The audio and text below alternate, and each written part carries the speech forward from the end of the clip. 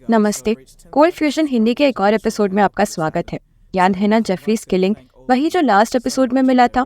Enron के बाद x CEO को 24 साल की जेल और $45 मिलियन का फाइन मिला था, सबसे बड़े कॉर्पोरेट फ्रॉड के लिए। जैसा कि लास्ट वीडियो में बताया था, अब वो जेल से बाहर है और वापस आने की प्लानिंग कर रहे हैं। देखते हैं कि उन्होंने क्या किया था। 2010 में स्किलिंग ने एक रेयर इंटरव्यू दिया था फॉर्च्यून रिपोर्टर को।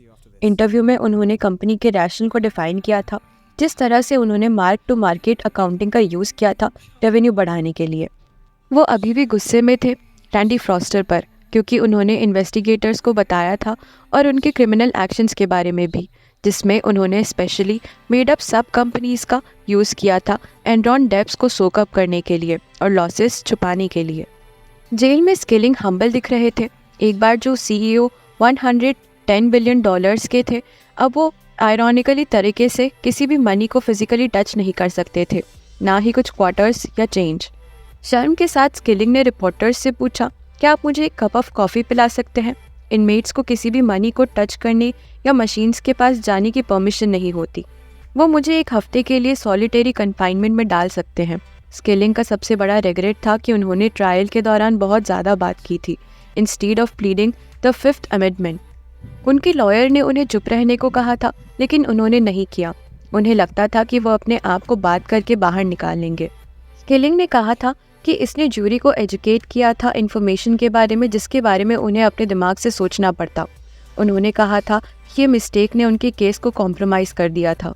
12 साल की सेंटेंस सर्व करने के बाद उन्हें रिसेंटली एक मिनिमम सिक्योरिटी फेडरल प्रिजन से रिलीज़ किया गया था, एक हाफ वे हाउस में, जो कि एक अनडिस्क्लोज लोकेशन पर है। हाफ वे हाउस एक हाईली रिस्ट्रिक्टेड डॉर्मिटरी जैसा होता है, जो फेडरल इनमेट्स को सोसाइटी में वापस आने में हेल्प करता है। इनमेट्स को कर्फ्यूज मेंटेन करने होते हैं, काम ढूंढना होता है और ट्रबल से दूर रहना होता है। कितना पैसा लेकर भागा, ये अभी तक क्लियर नहीं हुआ। स्किलिंग के पास $100 मिलियन थे जो उन्होंने एनरॉन में बनाए थे। उनके कन्विक्शन के बाद उन्हें $42 मिलियन पे करने को कहा गया था और उनके कोर्ट कॉस्ट और लीगल डिफेंस ने $20 मिलियन और खर्च किए, तो शायद उनके पास $38 मिलियन हो सकते हैं। इस पैसे के साथ वो बस स्लो रहना चाहिए थे, लेकिन जैसा कि आप वीडियो के टाइटल और प्रीवियस एपिसोड से जानते हैं, स्किलिंग के पास और आइडियाज़ थे। हाफ वे हाउस में रहते हुए स्किलिंग ऑलरेडी अपने नेक्स्ट बिजनेस के बारे में सोच रहे थे और न्यू प्रोजेक्ट के लिए मीटिंग शुरू कर दी थी। अभी वो हॉस्टन में वापस हैं और एक वेल्दी एग्जीक्यूटिव नेबरहुड में ऑफिस में काम कर रहे हैं। ये जगह कोइंसिडेंटली कुछ एनर्जी इंडस्ट्री के रिचेस्ट एग्जीक्यूटिव का घर भी है। स्किलिंग ने already more than 2 dozen foreman और एग्जीक्यूटिव से मिल लिया है। एक इनसाइडर के अकॉर्डिंग फॉर्मर सीईओ का वार्म अप रिसेप्शन हुआ है। वॉल स्ट्रीट जर्नल के अकॉर्डिंग स्किलिंग ने सॉफ्टवेयर डेवलपर्स और ब्लॉकचेन और क्रिप्टो करेंसी स्पेशलिस्ट से भी मिला है। ये इंडिकेट करता है कि ये न्यू वेंचर शायद एक डिजिटल क्रिप्टोग्राफिक प्लेटफॉर्म इन्वॉल्व कर सकता है, जो इन्वेस्टर्स को एनर्जी प्रोजेक्ट से कनेक्ट करता है। लेकिन ये सब अनकन्फर्म्ड है और ये एक अंडरलाइंग इशू है। प्रोजेक्ट का मेन नेचर एक मिस्ट्री है। जेफरी स्किलिंग से कॉन्टैक्ट में रहने वाले लोगों ने नॉन डिस्क्लोजर एग्रीमेंट साइन किए हैं। 2 इनसाइडर्स के अकॉर्डिंग लाओ पाई, जो स्ट्रिपर्स ऑब्सेस्ड एनरॉन एग्जीक्यूटिव था, कोलैप्स के बाद और जेल टाइम के दौरान स्किलिंग के क्लोज रहे। लाओ पाई ने अप्रॉक्सीमेटली $300 मिलियन बनाए और कहा जा रहा है कि उन्होंने कुछ पैसे स्किलिंग की हेल्प में यूज़ किए। सिर्फ 2 महीने बाद उनके प्रिजन से रिलीज होने के अप्रैल 2019 में स्किलिंग को टेक्सास रजिस्ट्री पर JKL 1990s LLC के मैनेजर के रूप में लिस्ट किया गया था। एक और कंपनी जिसका नाम पेपर डॉल स्टाइल LLC है, स्किलिंग्स डॉटर की है और वो प्रोफेशनल पार्टनर होगी नेशनल पोस्ट के अकॉर्डिंग। ये मानना है कि ये 2 कंपनी सिर्फ पैसा रेस करने और वेंचर में इन्वेस्ट करने के लिए सेटअप की गई है। प्रीवियस एपिसोड में मेंशन किया गया था कि SEC जज के पार्ट के रूप में जेफरीज स्किलिंग को परमानेंटली बार कर दिया गया है किसी भी पब्लिकली हेल्ड कंपनी के ऑफिसर या डायरेक्टर के रूप में सर्व करने से। Farmer US prosecutor Peter Hanning ने कहा, अगर उनका न्यू वेंचर सक्सेसफुल भी हो तो वो भी उसके बोर्ड पर सर्व नहीं कर सकते और फंड रेजिंग में प्रॉब्लम हो सकती है।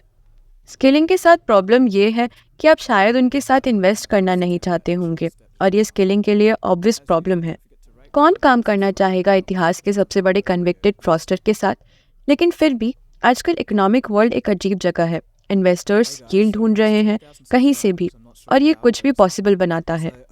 अंत में हमें इंतज़ार करना पड़ेगा और देखना होगा।